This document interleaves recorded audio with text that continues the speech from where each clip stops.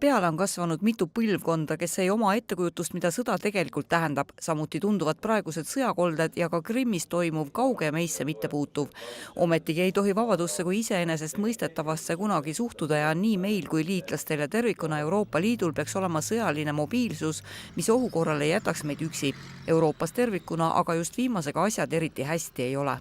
Kõik taandub detailidesse. Vanakori on detailides.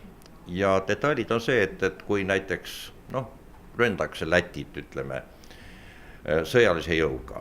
Teised riigid peavad saatma abi. Kuidas see abi hakkab liikuma?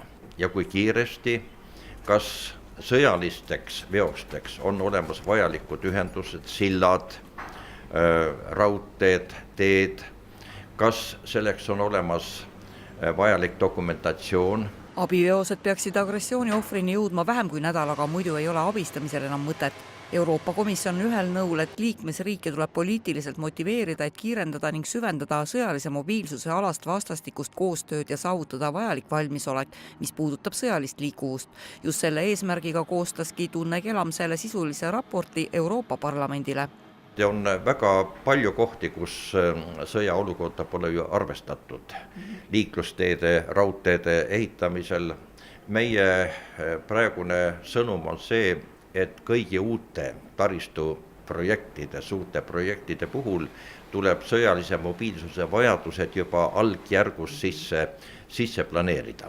Näiteks Rail Baltica projekt juba arvestab sõjalise mobiilsusega.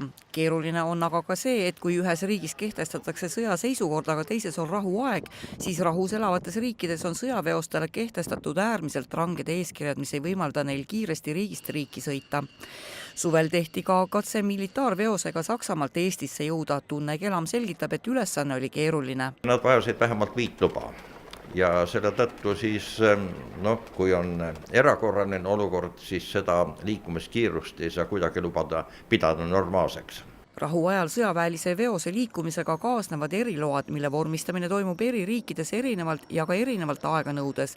Kõne all olev veos jõudis Eestisse vähem kui nädalaga, kuid siinkohal me räägime vaid ühest veosest, mitte kolonnidest, mida agressiooni lõpetamiseks vaja läheks.